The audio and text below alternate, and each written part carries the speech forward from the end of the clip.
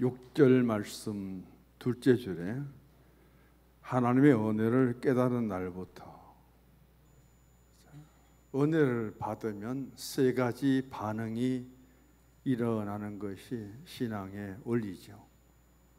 은혜를 받으면 기쁨이 와야 되고, 은혜를 받으면 감사의 신앙과 고백과 또 섬김이 있어야 되고, 은혜를 받으면 예수님께 잡히고 그리고 이끌림을 받아야 되죠. 은혜를 깨닫는 날부터는 오늘 6절 하반절에 열매를 맺는 신앙이 되어야 되고요. 그 다음 은혜를 깨닫는 날부터는 에바브라에게 너희가 배웠는데 배우는 신앙이 되어야 되고, 그리고 신실한 일꾼이 되어야 된다. 그 은혜를 깨닫기 이전에 우리에게 기본적으로 갖춰야 될 신앙은 감사하는 신앙이다. 그래서 3절에 보면은 표제가 하나님께 감사를 드리다 이렇게 되어 있고요. 그 다음 기도할 때마다 하나님 곧 우리 주 예수 그리스도의 아버지께 감사한다.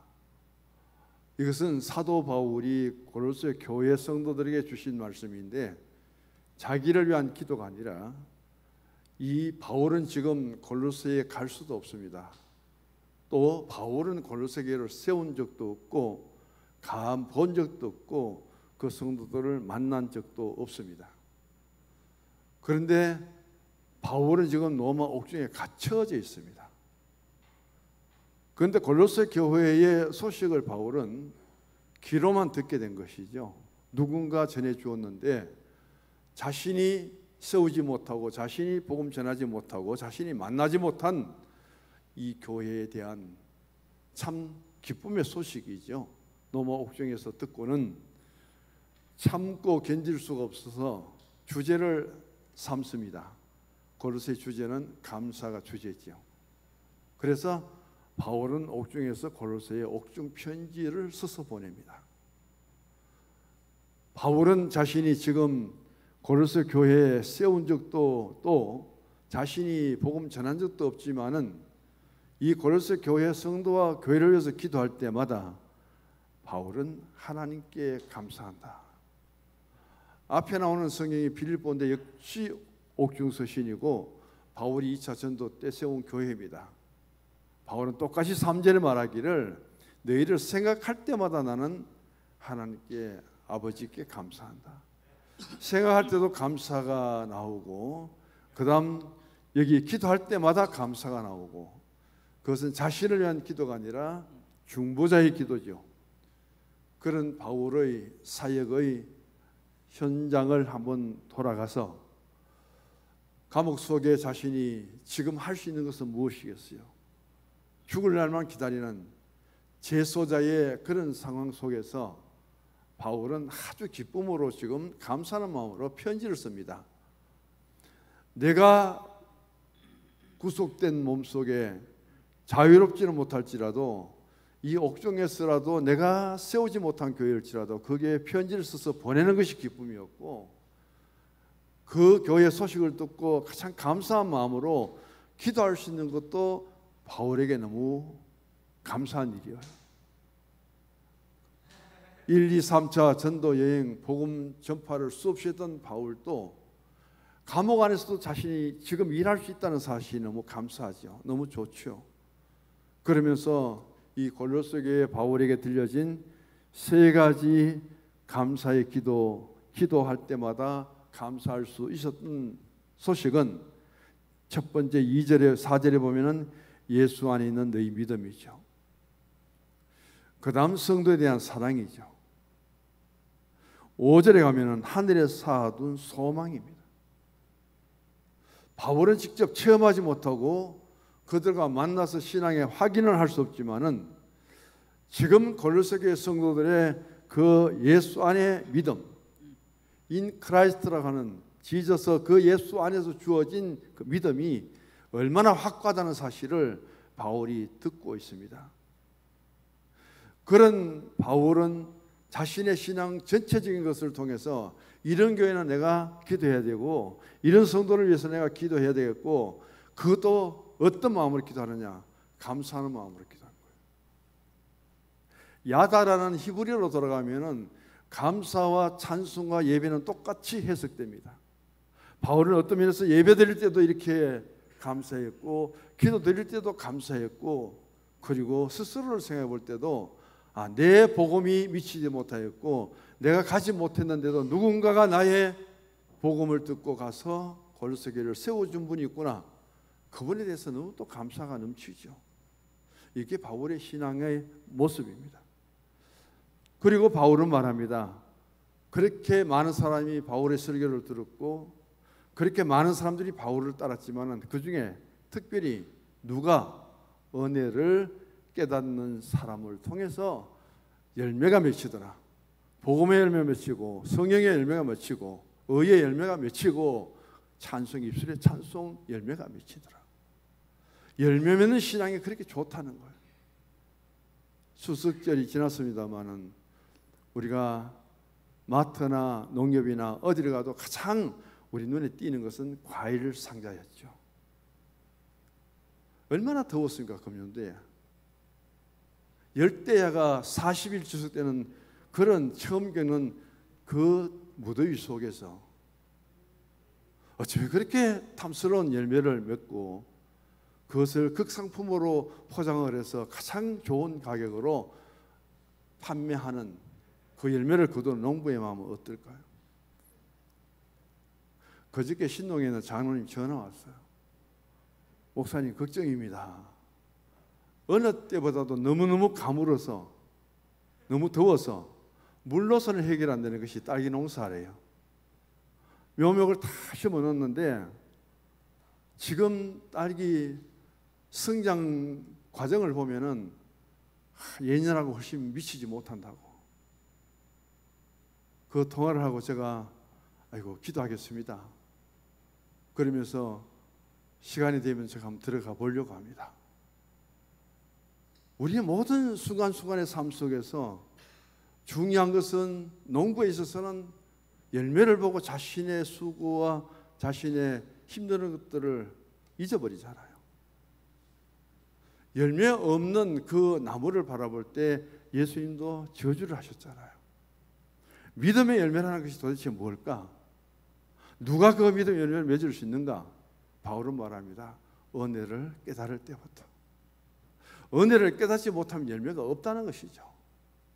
은혜를 깨달을 때부터 시작해서 오늘 주신 말씀처럼 보면은 너희 중에서와 온 천하에도 열매를 맺어 자란다.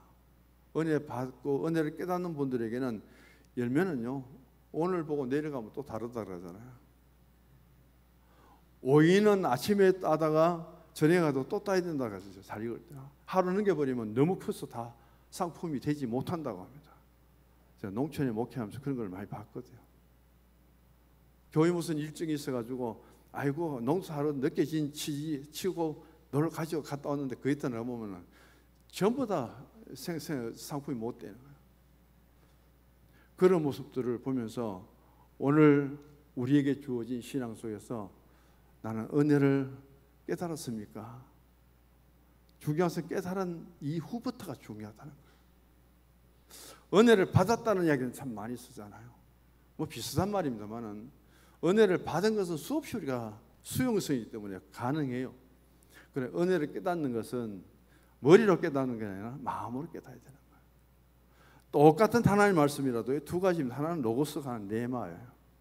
로고스는 귀로 듣잖아요. 머리에는 뱅뱅 돌고 다 외워져요. 근데 절대 가슴으로는 안 내려갑니다. 심령에는 안 들어가요. 네바라는 말씀은 귀로 들었는데 머리에 뱅뱅 살아있는 게 아니라 기억되는 게 아니라 가슴속에 내려가서 감동을 일으켜버려요.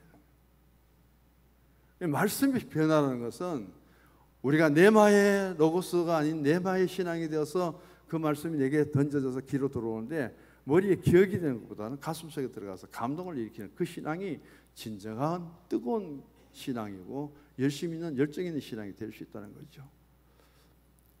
그러면서 한 가지 예화를 듭니다. 신앙이 참 좋은 청년이었어요.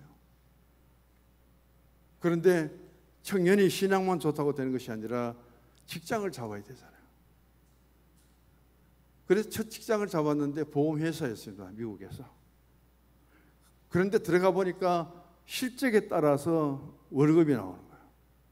보험은 얼마만큼 보험 상품을 많이 팔고 거기에 대해서 그만큼 대가로 월급을 받는데 이 신실한 청년 가서 보험 설계를 잘 못했는지 남들보다도 훨씬 실적이 나빠요. 계속 충고를 받죠. 그러니까 자의반 타의반으로 보험회사를 나와버렸습니다. 그런데 자신이 가장 재능이 있다고 생각해서 노래하는 거예요. 기타를 치면서 노래를 부르면은 모두가 은혜 받는다. 그래서 그것을 이제 어디에 사용했냐면 밤부대로 가는 거예요. 밤업소에 가서 기타를 치고 노래를 부르니까 손님들이 엄청 좋아하는 거예요. 그 밤무대에서 세상적인 노래를 부르고 많은 사람들이 좋아하고, 그런데 무슨 일이 생기냐면은 이쪽으로 오라고, 자리로 오라고 해서 옆에 앉히기도 하고. 근데 결국은 주고받는 게 뭐예요? 술이잖아요. 신앙생활을 근실하게 된 청년이 밤무대에 가서 세상 노래 부르는 것도 마음이 아픈데 이제 술까지 마시게 됩니다. 어느 날 술이 은근히 취해서 새벽에 집에 들어왔는데 술이 깰 수 있는 방법이 뭘까 생각하다가 피아노 앞에 앉았습니다. 피아노를 막 치면서 이제 스트레스 풀려고 앉았는데 피아노에 쪽지 하나가 탁 놓여 있는 거예요. 그 쪽지에 기록된 것이 뭐냐면은 94장 주 예수보다 더 귀한 것은 없네. 그 가사였어요. 1절이죠, 3절. 그 작사가를 보면 밀러라는 사람인데 이 청년의 어머니예요. 내용이 뭐냐면은 제가 읽어드리겠습니다. 어머니 밀러가 아들을 위해서 기도하며 선시였는데 네가 돈 좀 번다고 해서 그렇게 살아도 되느냐? 얼마의 돈 때문에 예수님을 팔고 믿음을 저버리고 그래도 좋으냐? 예수님을 잃어버리고 돈푼이나 번다고 해서 그것이 성공이냐? 내 인생이 승리한 것이냐? 이것이 아니지 않느냐? 엄마의 그 가사 밑에는 바로 이런 충고가 적혀 있습니다. 그래서 엄마가 남긴 그 충고를 듣고는 청년은 무릎을 꿇고 거기에서 눈물을 흘리면서 기도를 합니다. 회개 기도를 하죠. 그리고 어머니가 써놓은 그 가사를 들고 자신이 곡을 붙인 것이 주 예수보다 더 귀한 것이 없네. 이 찬송을.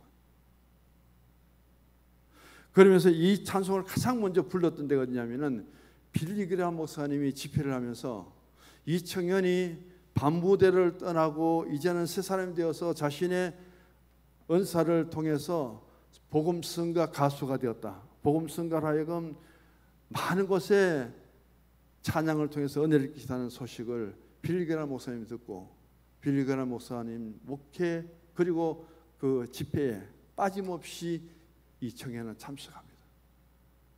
이 청년의 이름이 바로 베벌리 시리아죠. 그래서 반드시 빌리그레함의 목사님의 설교가 있으면 다음에는 주 예수보다 더 귀한 것은 없네. 우리가 74년 엑스폴로에서 와서 이 찬송을 불렀죠. 그러면서 그가 이런 명성을 얻으니까 수없이 많은 교회들이 그를 초청해서 특별 간증도 하고 찬양대회도 하고 이러니까 자신이 밤무대에 나가서 버는 돈보다도 훨씬 더 많은 수입이 있었고, 그는 그것이 하나님께 너무 감사해서 복음 가수로서 성공하고, 그리고 작곡한 94장의 이 찬송가는 이 세계 곳곳에 수없이 많은 사람들이 자신의 신앙을 고백하면서 세상의 명예도 세상의 물질도 권력도 그 어떤 것과도 바꿀 수 없는 것이 바로 예수님이라는 사실을 그는 노래로서 들려주고 찬송으로 불러주고, 오늘 우리도 그런 고백을 할 때 참 많이 있음을 보게 됩니다. 오늘 말씀은 제목을 제가 은혜를 깨닫는 날이라고 했습니다. 은혜를 받는 날보다 은혜를 내가 진정으로 내 마음속에 깨닫는 것이 좋아요. 지식으로 어떤 것을 얻는 것보다는 내 마음속에 감동을 통해서 떠나지 않고 은혜가 내 속에 머물러 있으면서 내가 은행을 통해서 그것을 실천할 수 있는 그 신앙의 모습, 오늘 그것을 바라보고자 합니다. 3절부터 5절까지 주제가 감사지요. 오늘 우리는 감사하지 못할 때가 너무 많고, 내가 내 신앙 속에서 어디에서부터 진정한 예수 그리스도를 통해서 감사의 신앙으로 터닝 포인트가 되었는가, 그런 내 신앙의 전환점이 있었는가, 그것을 우리가 찾는다면 너무 좋겠어요. 그러나 우리는 상황에 따라서 변하기 때문에 감사하다가도 언제든지 불평하고 원망할 수 있습니다. 근데 바울은 바로 이 감사의 신앙을 자신이 가졌다는 거죠. 생각할 때도 감사하고 기도할 때도 감사하고, 그리고 그런 사람이 일할 때는 감사하지 않겠습니까? 섬길 때는 감사하지 않겠습니까? 그래서 감사라는 것은 기도할 때나 생각할 때나 일할 때나 섬길 때나 충성할 때나 감사의 신앙이 그렇게 소중하다는 겁니다. 감사로 내 마음속에 채워지면 불평, 원망은 떠나가게 되는 것은 당연한 일이죠. 감사의 신앙을 회복하고 감사의 신앙을 우리가 지키는 것이 그렇게 중요합니다. 자, 1년 12달을 보고 절기 예배를 보십시오. 전부 주제는 감사예요. 새해 맞이했습니다. 신년 감사. 그 다음 예수 다시 사셨습니다. 부활 감사. 첫 열매를 거뒀습니다. 맥주 감사. 가을의 수장절 추수 감사. 예수 이 땅에 오셨습니다. 성탄 감사. 끊임없는 감사 훈련을 수십 년 우리가 배우고 들었는데도 하나님의 교회에서 감사의 신앙을 고백하기보다는 불평, 원망할 때가 참 많잖아요. 은혜 받고 감사하게 집으로 돌아가야 되는데 우리는 상처받고 눈물을 흘리고 마음은 짠하고 그렇게 돌아갈 때가 왜 교회 안에서 있어야 되는가, 우리가 돌이켜봐야 되죠. 그래서 바울은 이 고로새에 가장 먼저 자신이 감사라는 주제를 던집니다. 그러면서 내가 당신들을 만나지 못했지만은 기도할 때마다 감사하는데 내가 듣기는 무슨 소식을 들었느냐? 너희 믿음이 너무 좋다. 그 믿음 어디 있느냐? 예수 안에서. 왜 예수 안에라는 이 단어를 썼는지 아십니까? 고로새 교회의 가장 문제가 뭐냐면은 이단 사설이에요. 비복음이 들어와서 그게 뭐냐면 유대주의입니다. 또 하나는 영지주의예요. 유대주의자들은 예수 믿고 구원받은 사람을 따라다니면서 그런 구원이 어디 있느냐? 우리는 구원을 받아도 굉장히 어렵게 구원받았다. 할례도 받았고 율법도 지키고. 그런데 이방인들, 헬라 사람들에게 누가 율법 가르쳤습니까? 들어보지도 못한 율법이에요. 그들에게 할례 받으라고 권했습니까? 그것도 듣도 못한 일이에요. 그런데 바울의 복음 듣고 예수 믿고 구원받았다고 기뻐하는데 따라와서는 율법을 지켰느냐, 할례를 받았느냐, 언제 가르쳐 놓고는 그것을 확인해야죠. 가르친 적도 없는데. 그래서 예수 안에서라는 이 단어는 바로 복음 안에서 예수의 십자가의 구원의 은혜로서 우리가 구원받는 그 사건이에요. 거기에 무슨 영주주의도 필요 없고요, 유대 율법주의도 필요 없습니다. 그것을 이제 주었죠.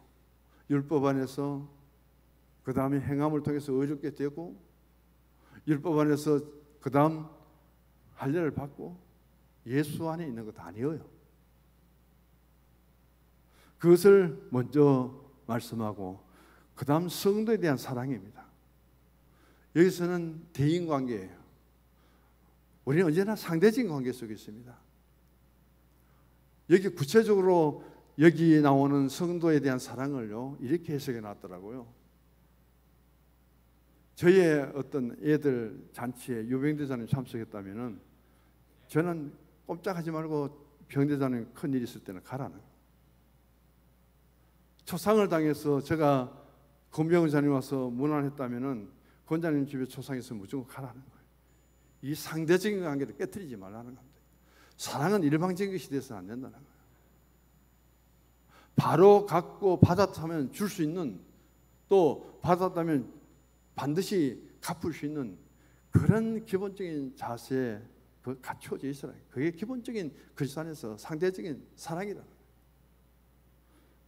또 하나는 우리가 하늘에 쌓아둔 소망입니다. 이 땅의 소망이 아니죠. 바로 이 세 가지를 고린도 교회 성도들이 바울이 전하지 못한 복음인데도 불구하고 그 복음을 받아들여 누가 전했겠습니까? 여러분, 골로새서의 교회 시작은 빌레몬에서부터 시작되고요. 그곳에서 교역자로서, 목회자로서는 오늘 7절 나오는 에바브라거든요. 에베소에서 3년간 머물면서 바울이 복음 전할 때 거기에 빌레몬이 참석했다가 자기 집을 교회로 내어놓은 사람이고, 거기에 목회의 은혜를 받았던 사람이 빌레몬의 집에서부터 시작된 교회에 가서 에바브라가 목회를 합니다. 그게 세워진 교회가 고린도 교회예요. 바울은 에베소에서 복음을 전한 것밖에 없지, 거기에 빌레몬이 와서, 거기에 에바브라가 와서 그 복음 듣고 교회가 빌레몬의 고린도에 세워질 줄이야 누가 알았겠느냐는 거예요. 바울은 똑같이 복음을 받아도 은혜를 깨닫는 빌레몬을 가서 자기 집을 내어놓고 교회를 섬기도록 하였고, 똑같이 말씀을 듣는데도 은혜 받은 에바브라는 그곳에 가서 목회 사역을 하는 일꾼이 되고, 이런 변화가 있어야 되죠. 10분의 비유를 통해서 우리에게 주신 말씀 마찬가지예요. 하나님이 농부입니다. 복음이 씨앗이에요. 최고의 하나님이 복음의 씨를 다 뿌려도 무엇이 문제냐? 마음의 밭이 문제라는 거죠. 그래서 길가나 돌짝밭이나 가시 덤불에 뿌린 씨는 씨값도 못 건집니다. 뿌릴수록 손해예요. 제일 좋은 종자를 놨다가 뿌려도 본전도 못 찾습니다. 그런데 옥토에 떨어진 씨가 100배를 거두잖아요. 새 밭에 실패한 거 보상 다 하고도 얼마가 남을까요? 100배를 거두면. 이게 우리에게 주어진 복음의 원리입니다. 돌짝밭도 그렇고 그 다음 길가도 그렇고 뿌리는 새가 잡아먹으리죠. 시몬의 사과 나는데 돌에 기운이 없어서 말라버리죠. 뿌려놓으니까 가시가 덮여서 성장하지는 못하죠. 땅 속에 묻혀야 되고 거기서 죽어야 되고 거기서 삭이 올바르게 올라올 때 외쳐지는 열매는 100배입니다. 많은 사람이 똑같은 복음의 말씀 들어도 그게 은혜를 깨달은 한 사람 한 사람이 변화될 때에 그 사람을 통해서 바울이 미쳐 가지 못하고 바울이 섬기지 못한 그곳에 이 사람들을 통해서 교회가 세워지고 그게 가장 하나님의 은혜의 감사의 중심을 이룬다는 사실, 이게 교회의 모습이죠. 오늘 성서조항교를 섬기시면서 감사하시기 바랍니다. 그럴 때 불평원망이 떠나는 거예요. 그 다음 6절의 말씀 보면은 결실을 해야 됩니다. 결실을. 달리기는 달렸어요. 근데 잘해야 된다. 안 잘합니다. 수없이 많은 열매가 달렸다가는 어때요? 환경에 적응 못하면 다 떨어지 낙과되잖아요. 낙과. 매달려서 오랫동안 시간이 지나야 됩니다. 그럴 때에 바로 연걸어지는 거죠. 여기서 우리는 농사 짓는 분들 그러더라고요. 제가 결혼했을 때 처갓집은 가수원이 8,000평이었거든요. 그래서 봄 되면요, 포도부터 시작해서 자두, 복숭아, 사과, 제가 30년 넘도록 잘 먹은 사람입니다. 그래서 과일이라 보면 제가 거의 다 알아요. 다 표현을 안 해도. 거기 보면 수없이 많은 열매들이 나고 달려있는데도 막 잘라버립니다. 그죠? 전지할 때는. 그런 모습들을 지켜보면서 한 곳에 열매가 달려가고 그것이 상품화되고 생산되기까지 가장 좋은 열매로 거두기까지는 시간이 필요하더라고요. 그리고 중요한 것은 안 떨어져야 돼요. 안 떨어져야 돼요. 그러니까 병이 안 들어야 돼요. 그게 농사 원리인데 신앙도 똑같다고 봐요. 영적으로 병들어 버리면요 성숙하지 못합니다. 좋은 열매를 기대할 수 없는 거죠. 열매를 맺는 신앙이 되고, 그 다음 보면 잘 배워야 됩니다. 그런 이야기 참 많이 하잖아요. 똑같은 칼인데도 불구하고 강도 손에 들려지면 살인이 생길 수 있어요.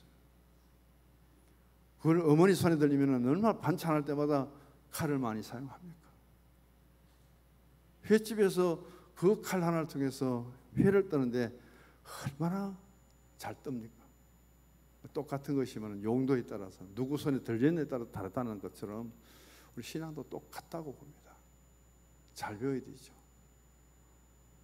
요한 3서에 보면 두 사람 이름입니다. 하나는 디오드레베고 하나는 데메드리오예요. 데메드리오 이름 뜻은 만백성의 어머니예요. 디오드레베는 양육받았는데 가장 교회에서 양육 잘못 받은 사람이 누구냐면 디오드레베, 독불장군입니다. 그런데 아주 능력은 있어요. 사람도 마음대로 자기가 내쫓아 버립니다.